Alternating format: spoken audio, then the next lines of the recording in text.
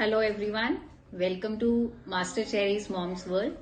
So मैंने last video डाली थी वो थी ग्लूकोज टॉलरेंस टेस्ट पे। आज की जो वीडियो है वो है HCG इंजेक्शंस के ऊपर कि HCG इंजेक्शंस क्यों दिए जाते हैं, what is the reason for them. तो स्टार्ट करते हैं। फर्स्ट ऑफ ऑल, जब मैं अपना एक्सपीरियंस आपको बताती हूँ कि जब मेरी प्रेगनेंसी हुई थी, कंसीव किया था मैंने 1 मंथ के बाद ही, बट ऑब्वियस है सबको पता चलता है। तो जब मुझे पता चला था तो आई वेंट टू अ गायनेक, मैं अपनी गायनेक के पास गई और मैंने उनको बोला कि ऐसे ऐसे है। तो मैंने टेस्ट किया है तो उसमें ऐसे ऐसे 2 लाइंस आई एंड कंसेप्शन है। तो उन्होंने मुझे कहा कि आप ऐसा करिए, सबसे पहले आप एक यूरिन टेस्ट करवाइए। उन्होंने मेरा यूरिन टेस्ट करवाया, बीटा HCG करके उसका टेस्ट था, वो यूरिन का सैंपल लेते हैं। तो मैंने अपना यूरिन सैंपल दिया और लैब में दे दिया था। नेक्स्ट डे मैंने अर्ली मॉर्निंग, और उसमें ये देखा गया था कि HCG जो है उसका लेवल कितना है। बेसिकली HCG की फुल फॉर्म होती है ह्यूमन क्रोनिक गोनोडोट्रोफिन। ये एक हॉर्मोन्स होते हैं जो प्लेसेंटा प्रोड्यूस करता है। जब ओव्यूलेशन हो जाती है, एग फर्टिलाइज हो जाता है और वो अटैच हो जाता है, जो हमारी यूट्रस होता है उसके अंदर अटैच होता है, तो जो प्लेसेंटा होता है जिसके थ्रू वो जुड़ा हुआ होता है, वो एग जो फर्टिलाइज हुआ होता है, तो वो प्लेसेंटा जो है वो प्रोड्यूस करता है एक हार्मोन प्रोजेस्टेरोन, और उसका लेवल हाई होना चाहिए। इसलिए HCG इंजेक्शंस दिए जाते हैं टू मेंटेन द प्रेगनेंसी। क्योंकि कई समटाइम्स क्या होता है, कईयों का जो हार्मोन्स जो HCG लेवल होता है जो प्रेगनेंसी में मस्ट होता है वो कम होता है, वो इतना स्ट्रांग नहीं होता है। क्योंकि कहते हैं कि जो HCG होता है वो विद इन 48 आवर्स अपने आप को डबल करता है। ये इंक्रीज ही होना चाहिए, ये कम नहीं होना चाहिए, और एक तरफ रुकना भी नहीं चाहिए, स्टेगनेंट नहीं होना चाहिए, कांस्टेंट नहीं होना चाहिए।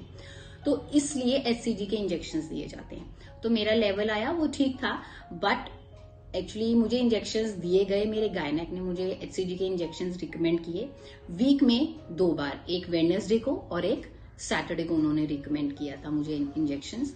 और मुझे बोले गए थे 3rd मंथ तक, 3rd मंथ के मिड तक मुझे दिए गए, उसके बाद नहीं दिए गए। और मुझे इसलिए इंजेक्शंस दिए गए थे क्योंकि मेरा हार्मोन्स ठीक था, मेरी रिपोर्ट परफेक्टली फाइन थी, मेरा लेवल ठीक था HCG का जो होना चाहिए प्रेगनेंसी में मेंटेन करने के लिए। बट प्रॉब्लम ये आई थी कि मुझे इस कंसेप्शन, इस प्रेगनेंसी से पहले ही प्रॉब्लम हो चुकी थी एक बार, और वो ये था कि एक्चुअली मैंने पहले भी कंसीव किया था, पर उस टाइम पे ड्यू टू सम प्रॉब्लम्स मेरा मिसकैरेज हो गया था। तो इसलिए मेरे गायनेक में पहले पूछा था कि पहले कभी हुई है कोई प्रॉब्लम, पहले बेबी है कि नहीं है। तो मैंने उनको बताया था कि ऐसे ऐसे पहले हुआ था। तो इसलिए उन्होंने मुझे HCG के इंजेक्शंस दिए ताकि वो प्रेगनेंसी मेंटेन रहे। लेवल ओके था, पर वो अपनी तरफ से रिस्क नहीं लेना चाहते थे, बात ये थी। तो इसलिए वो इंजेक्शंस दिए गए, ठीक है। और सेकेंड रीजन ये भी होता है कि जैसे कई बार क्या होता है, जो प्रोजेस्टेरोन हार्मोन जो बहुत होता है हमारी बॉडी रिलीज करती है उस टाइम पे प्रेगनेंसी मेंटेन करने के लिए, कई बार क्या होता है कि वो नहीं हो पाता। क्योंकि HCG लेवल्स जब नहीं इंक्रीज होते हैं तो प्रेगनेंसी वीक हो जाती है। वीक होती है तो बट ऑब्वियस है वो प्रॉब्लम हो जाती है, जैसे कि स्पॉटिंग हो जाएगी, जिसे हम कहते हैं कि ब्लीडिंग हो जाती है, स्पॉटिंग होती है, कईयों को ब्लीडिंग होनी शुरू हो जाती है कंटिन्यूटी में, फिर मिसकैरेजेस हो जाते हैं। तो इसलिए कहा जाता है कि HCG इंजेक्शंस लेनी चाहिए। तो दैट इज वाई मुझे HCG के इंजेक्शंस दिए गए थे, ठीक है। तो मैंने वीक में 2 टाइम्स लिए और मैंने लिए 3rd मंथ के मिड तक लिए थे। उसके बाद मेरी गायनेक ने मुझे इंजेक्शंस नहीं दिए।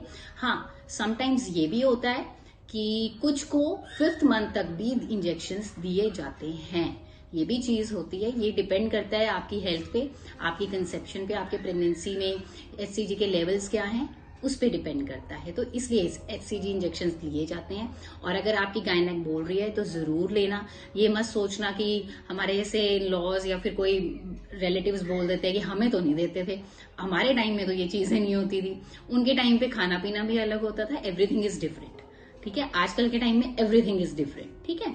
तो अगर आपकी गायनेक कह रही है तो प्लीज लीजिए, ठीक है। क्योंकि आपकी गायनेक को ही आपको एट द एंड ट्रस्ट करना है, और आपके पास कोई नहीं होता, वो आपको जैसे डॉक्टर एडवाइस करेगा उसी के अकॉर्डिंग चलना होता है।